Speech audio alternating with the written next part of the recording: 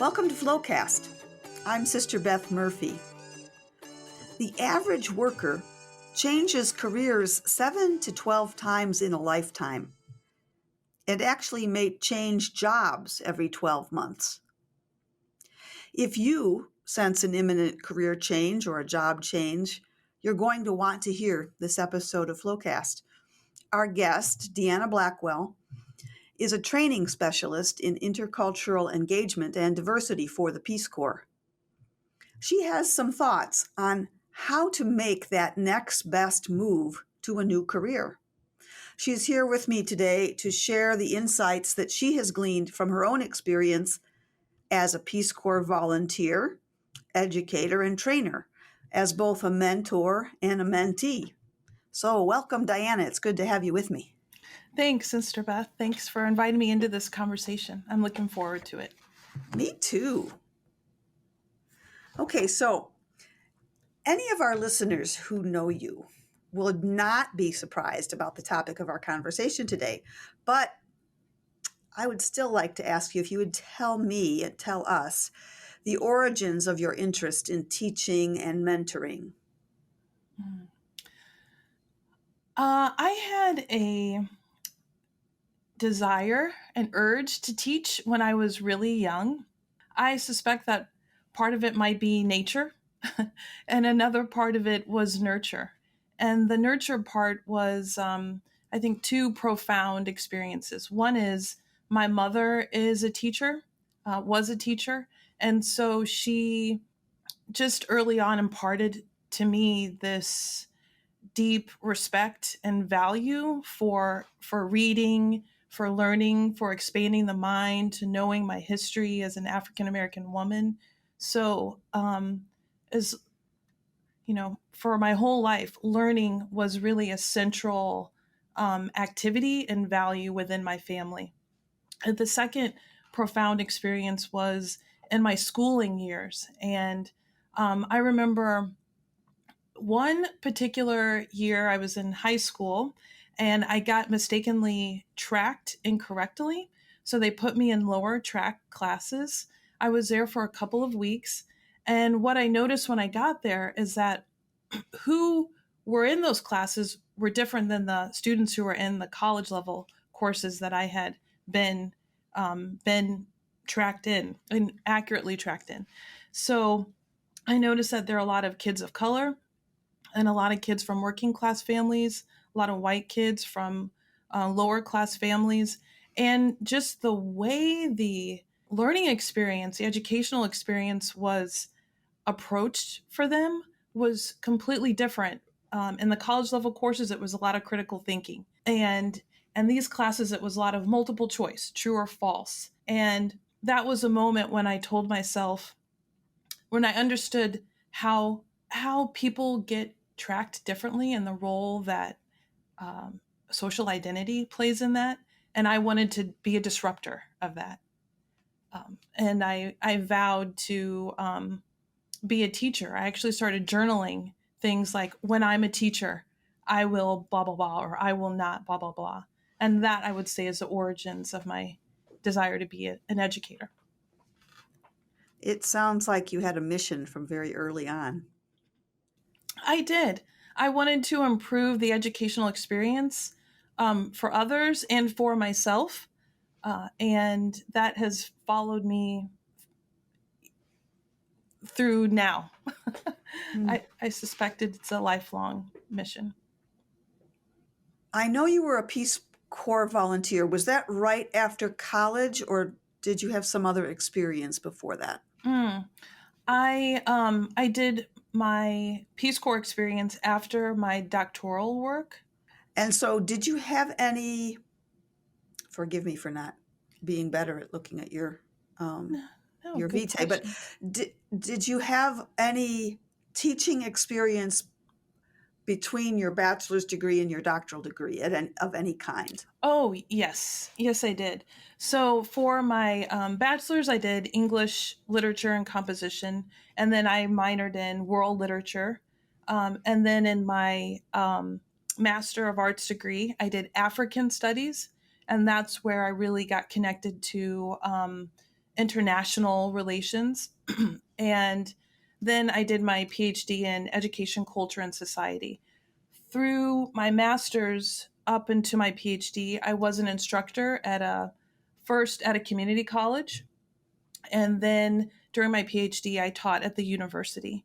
So, and even before I started college, working in schools was the kind of job that I had when I was younger. My first job was at a daycare center, and I worked every single level. And then I became a Title I teaching assistant. So really, all of my work has been as a teacher, instructor, educator. And so when I got the invitation to join Peace Corps, they give you this invitation and they tell you finally where you're going to be placed. And in that placement, they also tell you what job you're going to do. So I eagerly opened up this letter and found out they were going to place me in China and that my job would be to be an instructor for English as a foreign language. So, going overseas, going to China was a great unknown, but the fact that my job would be teaching, I felt confident that that was going to be my anchor, and it was. And tell me, what was that like, teaching in a country and a culture that you had very little experience with until you arrived there? I'd love to hear some stories. Well, it was teaching was still my anchor, but it still was nerve-wracking. Because there is obviously a cultural difference, there's a language difference. So I'm teaching Chinese students who only speak Chinese, and they're beginners in learning English. So we're not going to have really the medium of English to be communicating, asking questions. So everything I did in the classroom really needed to be intentional. It needed to be thoughtful of that language culture divide. And the way I approached it was at the same time I was teaching English to my Chinese students, I was learning Chinese so that I could function in the community in China in which I was living. So you can imagine all the kerfuffles and oops that I had in trying to use this very complex language. And so I took my language learnings and mistakes and ridiculous moments and I used them to create lessons for my students. And I did a lot of visuals, a lot of kinesthetic, using my body to tell a story. And the students just cracked up laughing when they heard some of the challenges that I encountered in my day-to-day trying to operate in Chinese. And their laughter, their joy became what connected us to each other. And so they became really open to learning and really eager to learn English to keep closing that divide between us. So I'd say joy and humor and humility were a great bridge as a teacher with my That is students. such a fantastic lesson. And I'm imagining that that endeared you to your students and them to you, that you showed the humility that you needed while you were learning Chinese to them. I'm sure that made it easier for them to learn English. What a great kind of relationship Oh, to, thanks. to build. That's a beautiful story. So, in what other ways over your career have you mentored others? The one thing that I'm familiar with you doing was, I believe, if I have it correct, you were running a program at Lincoln Land Community College before you joined the Peace Corps as a paid staff member. Do I have that right? Yes. What were you doing there? Lincoln Land had just been awarded a federal grant to establish a TRIO student support services program. TRIO is actually a collection of programs starting from middle school going all the way up to graduate level, and it creates an academic pipeline for students who are low income, have a documented disability, or are first in their family to get a college degree. So I was hired to establish that program, and in that role, I and my staff, my team, and actually, we reached out to every faculty person, every staff person in that college. We reached for to be a support and a guide for our students to get into college, complete successfully, graduate, and transfer. Those are the four goals of that program.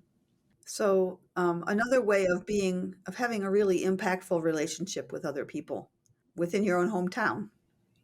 Yeah.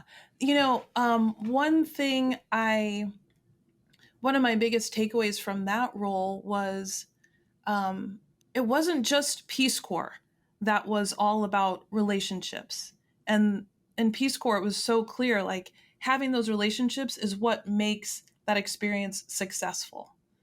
And coming back home to lead the TRIO program, I was reminded that relationships are essential for the success of a program. No single person can make it happen for others. It really has to be, what do they say? It takes a village. So one of my first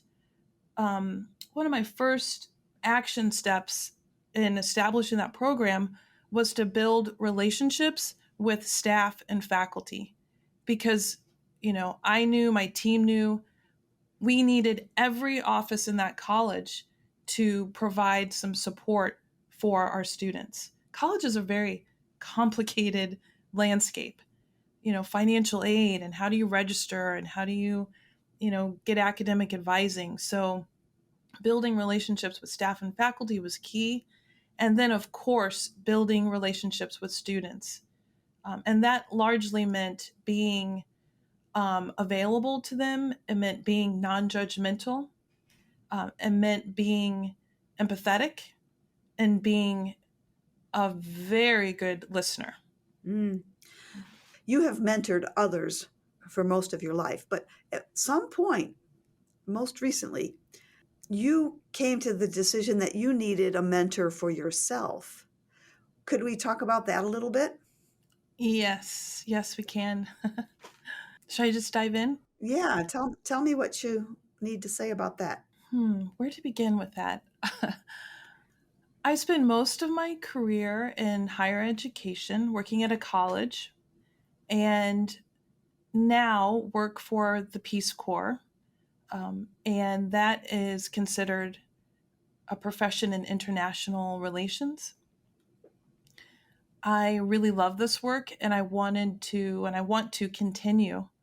And Peace Corps has this interesting rule where after 5 years, you've got to get out of the agency, and you have to be out 5 years, but then you can come back in 5 years. So my clock was ticking, and I started my job search, and I started to realize the field of international relations is completely new to me. I don't know where this landscape begins and ends. I don't know the roads or the street signs or the highways or the rest stops. And I really am committed to this work. So I had to realize I needed help. And very often for me, I kind of get into this self-sufficiency mode where help for me is I read a book, or I figure it out myself. And I didn't have the knowledge. So I just got to a point of deep humility and urgency. And so I started opening up my feelers to find a mentor. I started actively seeking for a mentor, in fact. What did that look like? looking for a mentor? How do you begin to look for a mentor? I looked around where I was. I started where I was, which was, thankfully, I was in Peace Corps, and I looked around for other people who were in positions, people that I respected, people who seemed to have made some really wise career choices, people who were in positions that I thought I might like to be in one day. And I started writing down their names and thinking about how might I approach having a conversation with them, or inviting them to have a conversation with me. I will say that I have found in most of my life that I look for women, and women of color in particular, as potential mentors. I mean, hypothetically, I'm open to anyone, and I have had, a white male mentor. I've had mentors who are men, or um, yeah, and people who are white identified.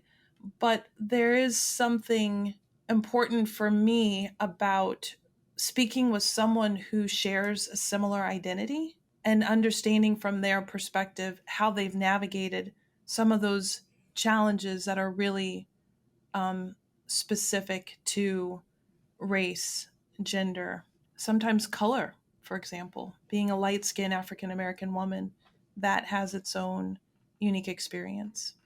What does that relationship look like when the two of you sit down to talk? I'm presuming that you're doing that in person, or maybe not. I don't know. But what happens there? Uh, I love what happens there. To be honest, when I had a mentor, I really am a very particular person, and I have been skeptical about having a mentor. I'm the kind of person who I don't like people telling me what to do, and I'm inclined to go the opposite direction. Um, and so for a long time, having a mentor it just felt like something I just did not want to have anything to do with. But again, like I was sharing with you, I just got to a point of deep humility where I need help. So when I started with my mentor, I was like, how is this going to be? Am I going to enjoy this? Is this going to be terrible? Am I going to have to bounce myself out of this and as quick as I came into it? But what I've found is she is also she's very non-judgmental.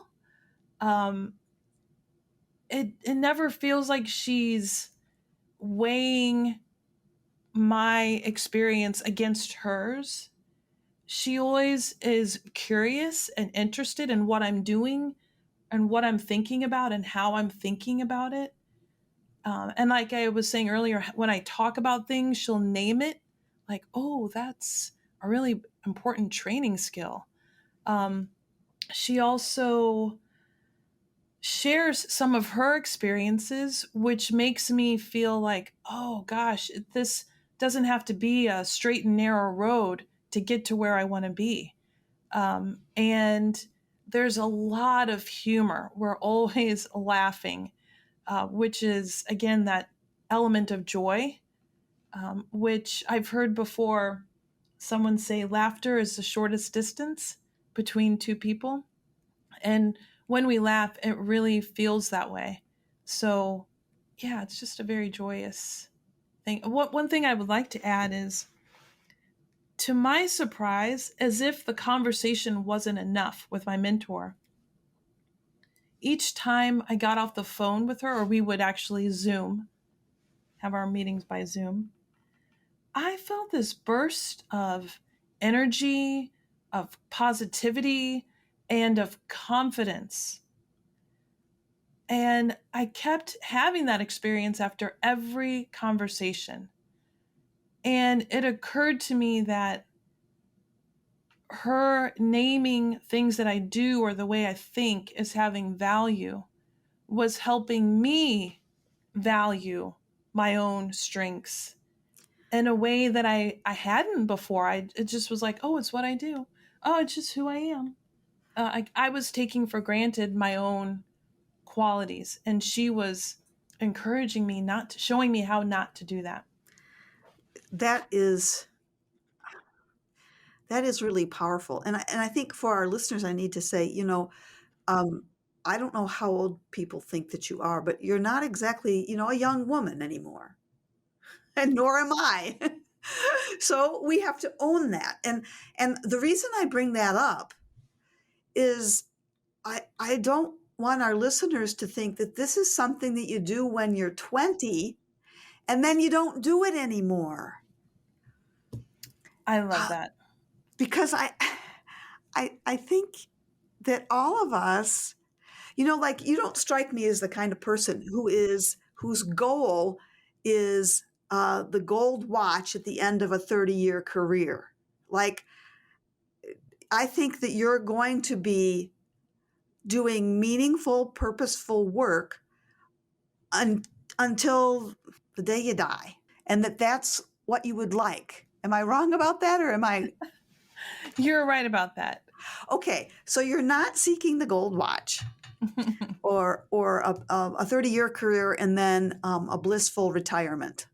You are seeking a purposeful life that can make real change in the world. I am 50 years old. And that was part of my reluctance in seeking a mentor. I was thinking, oh my gosh, am I too old for this?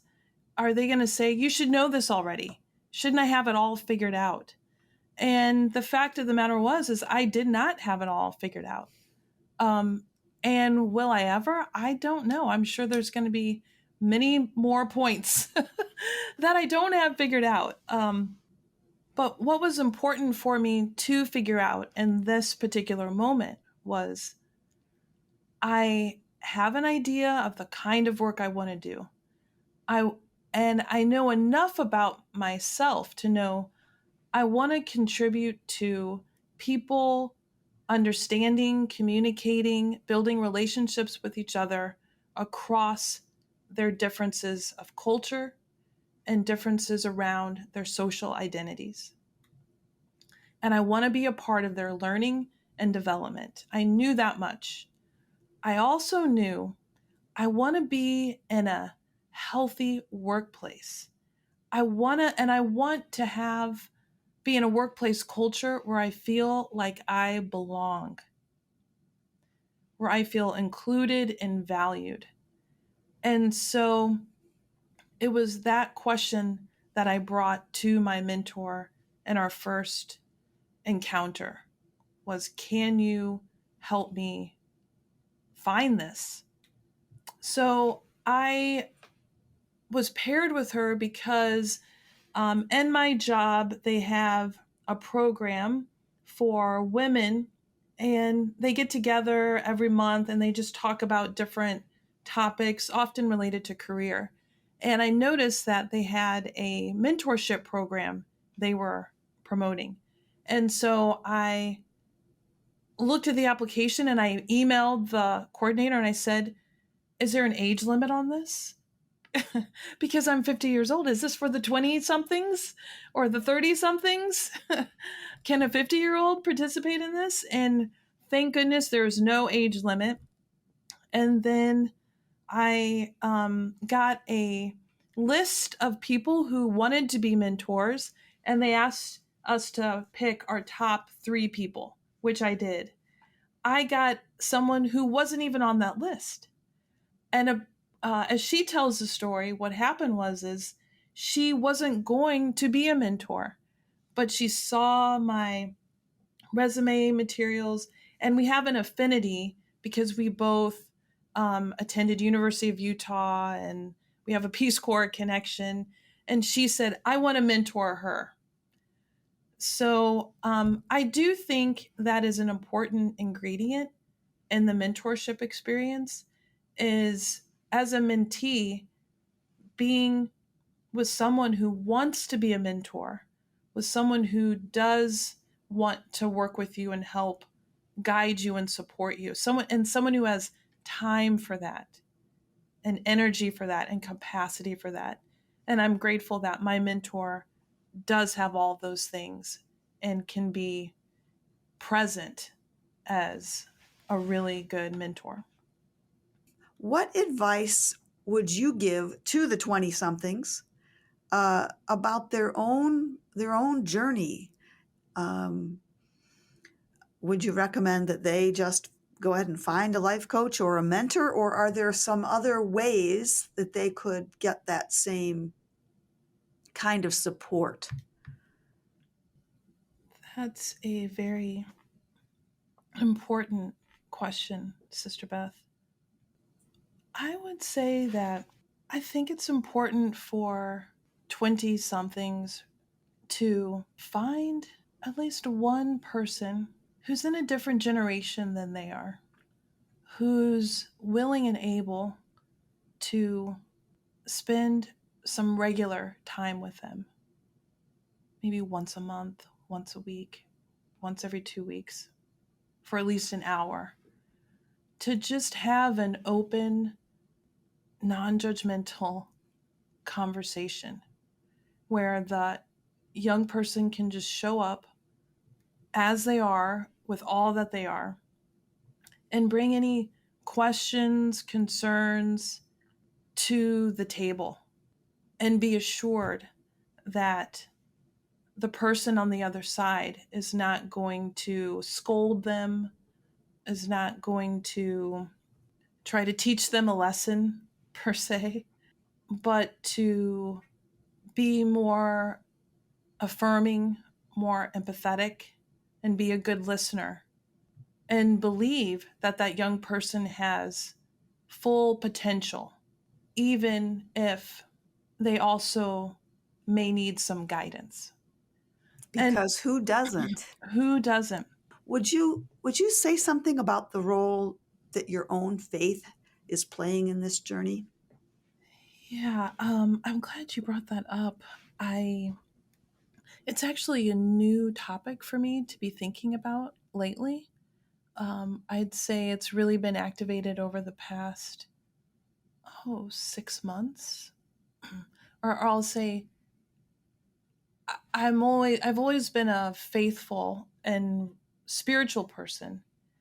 But over these past 6 months, my faith has it's changed form in some way. And I think in a way it mirrors the moment of humility I described I had when I reached for a mentor, which is I'm just at this point and have to say I need some help. or I think in my case it was realizing how much help I had received without even asking. As you know, my work has, especially for the past year, involved a lot of international travel.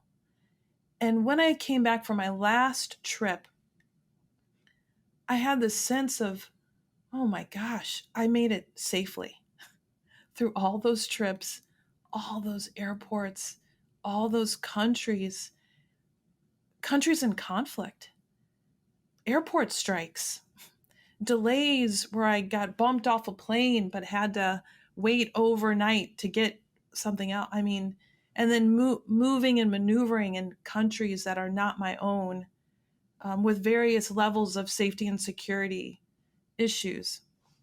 I had a deep, deep gratitude for God carrying me through these known challenges and what I can only assume are a lot of unknown ones that I never had to encounter because God was watching over me every moment.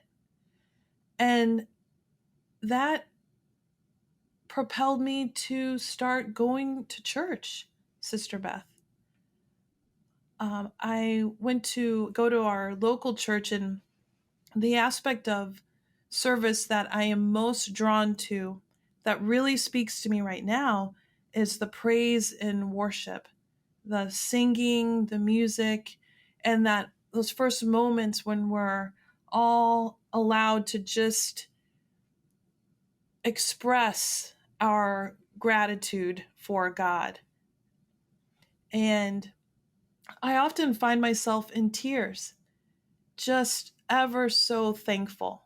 And how that relates to this is part of it is humility, realizing that I do need help. I do need some guidance. The other part is gratitude, being thankful for what I do have, and where I am headed. And there's another part that it's a little hard for me to name, but best I can say is this belief that God has really put me here for a purpose and a service to others that I'm still discovering. And that faith in God's purpose for me also fuels my career seeking. Yes. Mm-hmm. That's powerful. Um, and and I think the power of what you just said, you use that word humility so many times. Um, that is something I think we all learn at different times in our lives, but certainly as we grow in age, humility becomes a quality that we recognize a need for, and out of that humility, that's where the praise comes from that you express, you experience when you go to church, right? And that need to do that, not just by yourself in your bedroom or on a lovely landscape somewhere, but in the company of other people who, whether they tell you their stories or not, are there for the same reason.